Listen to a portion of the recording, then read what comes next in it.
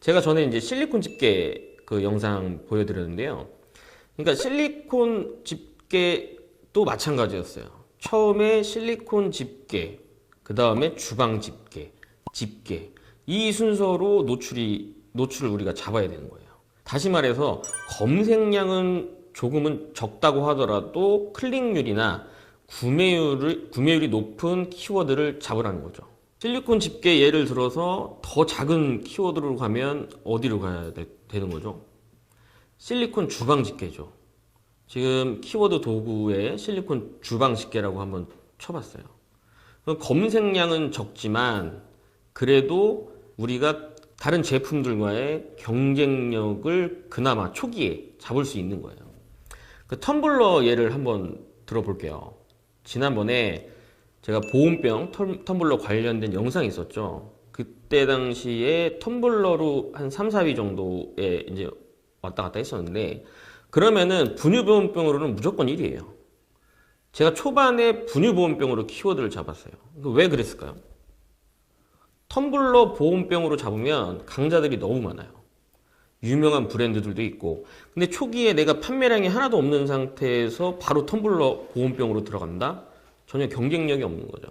초기에 이제 이런저런 키워드를 다 해봤던 거예요. 그러다가 이제 명확하게 타겟팅을 한 거죠. 아기를 키우고 분유를 이제 새벽에 먹여야 하는 엄마들로 잡은 거죠. 한마디로 타겟 세분화를 한 거예요. 이제 마케팅용으로 이제 세그멘트를 한 거죠.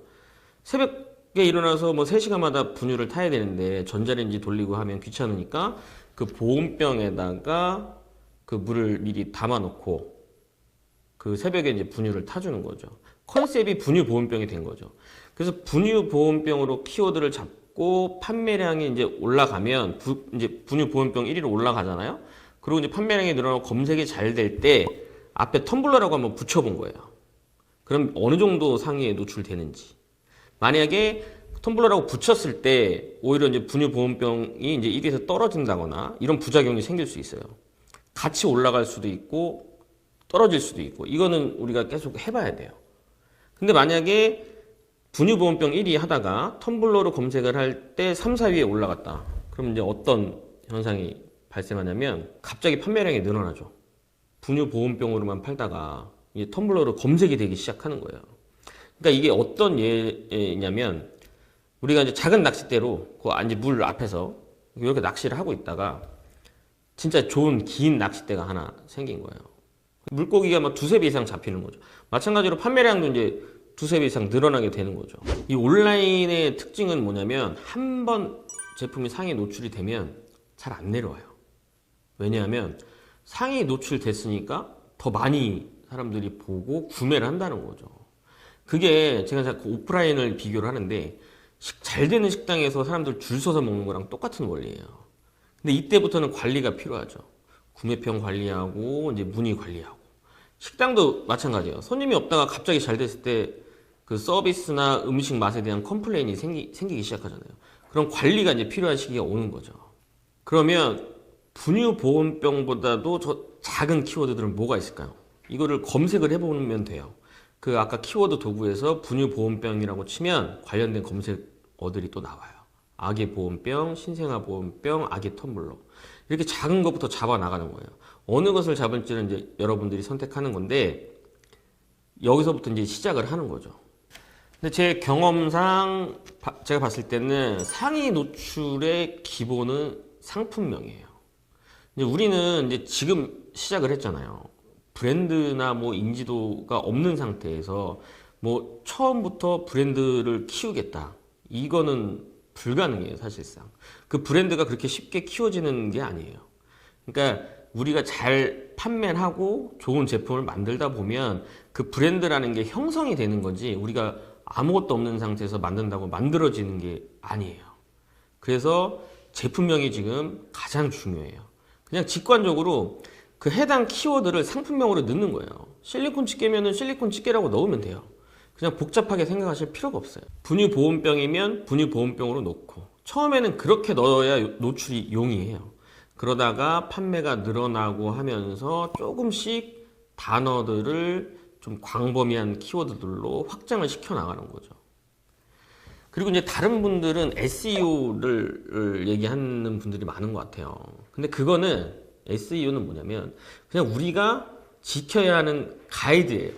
그러니까 스마트 스토어에서 제공하는 가이드예요. 상세 페이지를 업로드하고 이것저것 할 때 내용을 자세히 읽으신 다음에 그대로 하시면 돼요. 대충 하지 마시고 꼼꼼하게 잘 지켜 나가셔야 돼요. 이거는 기술적이 아니고 거의 뭐 기능적인 거기 때문에 굳이 제가 그 방법에 대해서는 설명을 하진 않겠습니다. 근데 아래 이미지를 보시면 이것도 이제 네이버에서 제공하는 가이드거든요. 각 항목이 있는데 이 가중치는 제가 봤을 때는 계속 변하고 있어요. 그리고 가중치가 어떻게 변하는지는 정확히 알지 못해요. 다만 지속적으로 판매를 하다 보면 아 이렇게 조금 달라진 것 같다, 변하고 있구나 이런 짐작은 할 수 있겠죠. 제 경험상 초기 단계에서는 상품명이 가장 중요해요. 적합도에서 한 번, 신뢰도에서 한 번, 상품명 2번 나오죠. 그만큼 중요한 거예요. 상품명을 깔끔하게 소비자들이 검색할 만한 단어를 상품명으로 넣는 거예요. 이거는 블로그나 구글이나 대부분 비슷한 원리예요. 그리고 또 하나는 좀 다른 관점에서 볼게요. 좀 멀리서 지켜보자고요. 네이버의 입장에서 보는 거예요. 네이버의 기본 수익원이 뭐죠? 수수료하고 광고비죠. 근데 이 비율이 정확히는 뭐 제가 알 수 없지만, 그러니까 네이버가 수수료를 많이 벌기 위해서는 한정된 온라인 시장에서 쿠팡이나 11번가, G마켓, 위메프 이런 다른 오픈마켓들 셀러들보다 많이 팔아야 되겠죠. 그러니까 다시 말해서 네이버의 경쟁 상대는 다른 오픈마켓들인 거예요. 그러니까 네이버도 마찬가지로 여러분들이 네이버 쇼핑에서 많이 팔기를 바래요. 상생하기를 원한다는 말이죠. 그렇다면 어떤 제품을 상위에 노출시켜 주겠어요? SEO는 당연히 해야 되는 거고 판매량이 많을수록 상위에 올라가겠죠. 그건 너무 당연한 거예요. 이제 그 다음 뭘까요? 이제 제가 볼 땐 최신성이에요. 네이버 쇼핑에 갔는데 맨날 똑같은 제품이 3년 동안 1위부터 3위야. 쿠팡 가서 새로운 제품 사지 그러면? 여러분 잊지 마세요. 네이버 경쟁 상대는 다른 오픈마켓이에요. 네이버 쇼핑의 관점에서 바라보세요. 그렇게 고민하다 보면 어느 정도 답을 찾을 수 있어요. 그러니까 초반에는 이제 어느 정도 올라가다가 뭐 상위 뭐 2위에도 노출되고 상위 노출되다가 6개월에서 1년 정도 지나잖아요. 그럼 어느 정도 순위 이상 못 올라가요. 그래서 런칭하고 초반에 강하게 드라이브하는 게 중요해요. 실리콘 집게하고 조리도구 세트가 그랬어요. 중간에 하다 보니까 어떤 방법을 써도 10등 이상으로 못 올라가요. 그래서 아예 새로 업로드를 했죠. 기존에 이제 구매평을 포기하고 지금은 이 주기가 더 빨라졌을 수도 있어요. 카탈로그라는 게 왜 생겼을까요? 물론 표면적으로는 소비자 입장에서 최저가 검색을 하기 편해진 거잖아요. 그러니까 소비자가 예를 들면 제품을 검색을 했는데 똑같은 제품이 가격하고 판매자만 달라. 근데 1위부터 5위까지 점령을 하고 있어요. 그럼 소비자 입장에서 다양성이 없는 거고 네이버 입장에서는 누가 팔아도 상관이 없는 거예요. 어차피 수수료는 누가 팔아도 비슷하게 들어오니까. 그러니까 하나로 묶어가지고 소비자가 다양한 제품을 볼 수 있게 하는 거죠. 그게 카탈로그의 목적인 거예요. 그래서 이제 위탁 판매가 점점 힘들어지는 거죠. 근데 네이버의 입장에서 보면 사실 또 위탁 판매가 별로 도움이 안 돼요. 신제품이, 다른 제품이 여러 개가 계속 롤링이 돼야 네이버 입장에서는 좋은 거죠. 네이버도 연구를 하겠죠. 어떤 제품을 상위 노출시킬 때 매출이 잘 나오고 컴플레인이 적은지. 그래서 점차 강화되는 게 브랜드예요. 근데 앞으로도 이 브랜드 중요도가 저는 높아질 거라고 봐요. 근데 브랜드는 당장 우리가 어떻게 할 수 있는 게 아니기 때문에 지금 접근하기는 좀 그렇고 장기적으로 상표 출원하시고 판매량을 늘려가고 준비하시면 돼요. 브랜드는 하루아침에 되는 건 아니에요. 결국에는 상위 노출에 필요한 건 뭐다? 상품명, 판매량, 최신성, 브랜드예요. 그러니까 상품명을 최대한 간결하고 직관적으로 누가 검색을 해도 이 제품이 나오게, 그리고 너무 광범위한 거는 지양하시고 아주 처음에는 구체적인 상품명을 쓰는 게 좋고, 그 다음에 판매량을 늘려야 되는데 검색이 안 되는데 어떻게 판매량을 늘릴 수 있겠습니까? 초반에 사돈의 8천이라도 동원해서 판매량을 늘리세요, 최대한.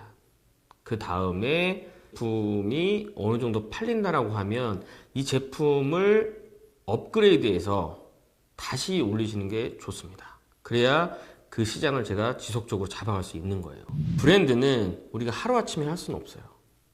브랜드는 장기적으로 우리가 차근차근 쌓아가는 과정이거든요.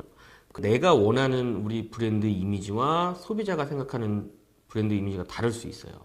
이거는 지속적으로 소비자와 커뮤니케이션 하면서 우리가 장기적으로 구축을 해야 합니다.